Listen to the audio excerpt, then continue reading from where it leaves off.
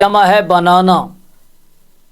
یہ درجہ اللہ کریم کے ساتھ خاص نہیں، مخلوق پر بھی اس کا اطلاق شرک نہیں۔ سیدنا عیسیٰ علیہ الصلاۃ والسلام کی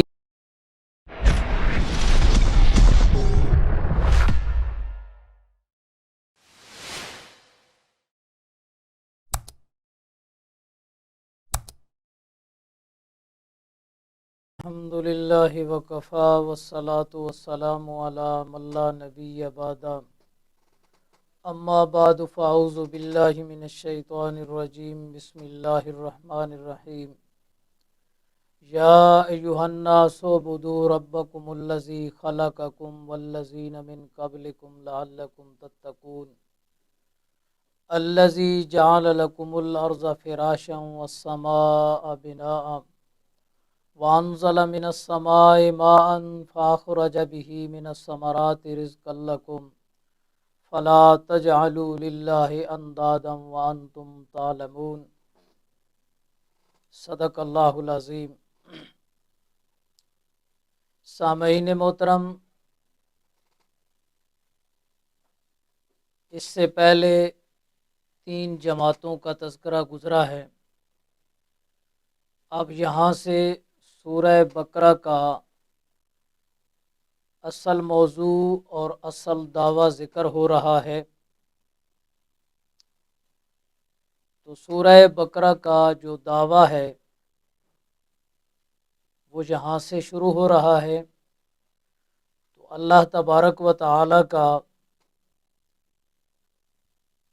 یہ ایک طریقہ ہے کہ ہر صورت کے اندر ایک دعویٰ پیش کرتے ہیں، پھر اس دعوے کو ثابت کرنے کے لیے دلائل کا تذکرہ ہوتا ہے، پھر اس صورت کے اندر اس دعوے کے ماننے والوں کا تذکرہ ہوتا ہے، پھر اس صورت کے اندر اس دعوے کا انکار کرنے والوں کا تذکرہ ہوتا ہے، اور پھر ان دونوں جماعتوں کا انجام بھی بیان ہوتا ہے۔ تو سورہ بقرہ کا جو دعویٰ ہے وہ یہاں سے شروع ہو رہا ہے۔ تو یہ دعویٰ پوری سورہ بقرہ کے اندر 3 جگہ ذکر ہوا ہے۔ پہلی یہ جگہ ہے اور دوسری جگہ ہے الہکم الہ واحد، اور تیسری جگہ ہے اللہ لا الہ الا هو الحی القیوم۔ تو یہاں سے اللہ تبارک و تعالی فرما رہے ہیں، اے لوگو، صرف اپنے رب کی عبادت کرو جس نے تمہیں پیدا کیا ہے اور تم سے پہلے والوں کو بھی، تاکہ تم توحید کی وجہ سے بچ جاؤ عذاب سے۔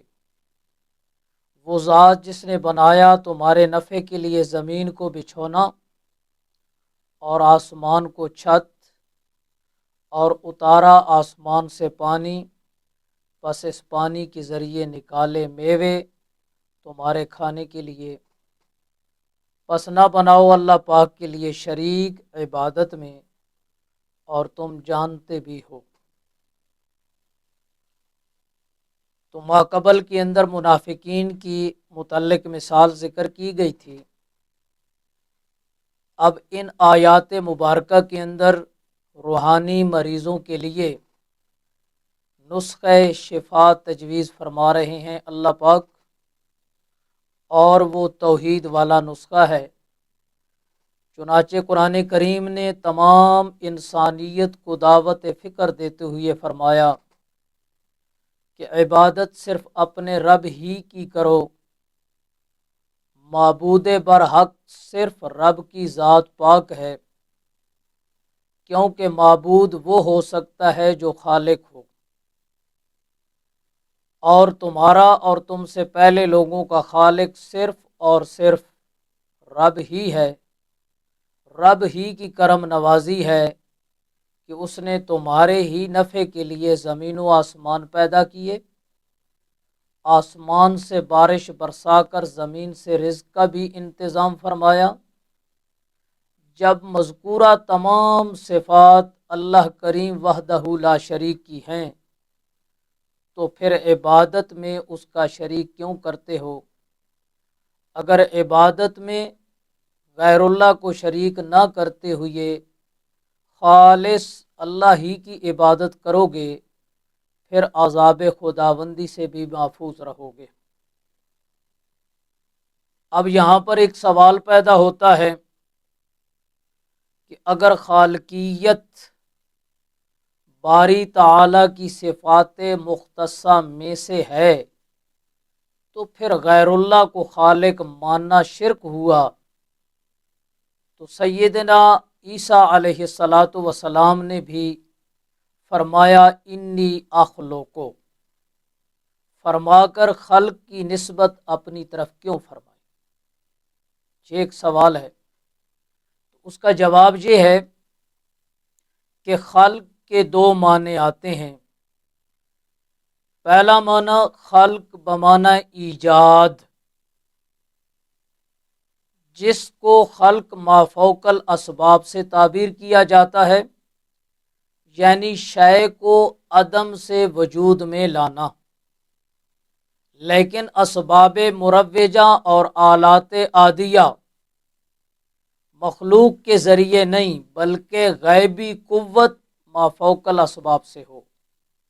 یہی خلق کا حقیقی معنی ہے، جس کا معنی پیدا کرنا، اور یہ درجہ صرف اور صرف اللہ کریم کے ساتھ خاص ہے۔ خلق کا دوسرا معنی ہے تقدیر، یعنی کسی شے کا اپنے اندازے کے ساتھ اسباب عادیہ کے ذریعے نقشہ تیار کرنا۔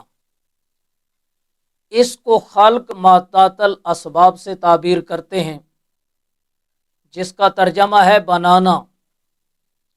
یہ درجہ اللہ کریم کے ساتھ خاص نہیں، مخلوق پر بھی اس کا اطلاق شرک نہیں۔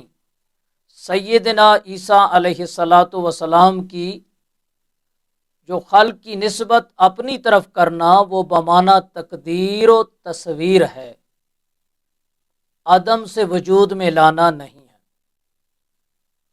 اب یہاں پر ایک اور سوال بھی پیدا ہوتا ہے ان آیات کریمہ میں کہ آپ نے فرمایا کہ آیت مذکورہ میں توحید کی دعوت دی گئی ہے، حالانکہ لفظ استعمال ہوا اعبدوا کا، جس سے معلوم ہوتا ہے عبادت کی دعوت دی گئی ہے۔ تو اس کا جواب یہ ہے کہ سیدنا عبداللہ بن عباس رضی اللہ تعالی عنہ فرماتے ہیں کل عبادت فی القرآن بمعنی التوحید، قرآن مجید کے اندر جس جگہ پر بھی لفظ عبادت کا آیا ہے تو اس سے مراد توحید ہے۔ قرآن کریم میں جہاں بھی عبادت کا ذکر ہو اس سے مراد توحیدی عبادت ہے، اس لیے ترجمے کے اندر بیان ہوا کہ صرف اپنے رب ہی کی عبادت کرو۔ اب اس آیت کریمہ کے اندر آیا فَلَا تَجْعَلُوا لِلَّهِ اندادا،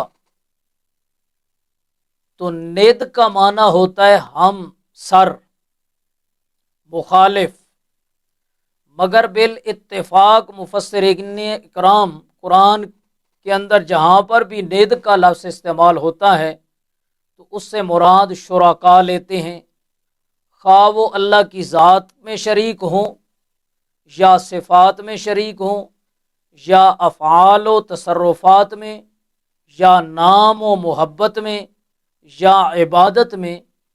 پھر ان شرکا کو اللہ کریم نے کہ مد مقابل اور برابر کا مخالف مانا جائے یا ماتحت تصور کر کے ان کی عبادت کی جائے، پھر ان شرکا کی صفات کو ذاتی اور مستقل مانا جائے یا اللہ کریم کی عطا کردہ صفات میں تسلیم کیا جائے، غرض ہے کہ ند کا کلمہ مد مقابل اور مخالف والے معنی میں بند نہیں بلکہ مطلقاً شرکا پر اس کا اطلاق کیا جاتا ہے، اور شرک کی تمام اقسام اس ند کے اندر داخل ہیں۔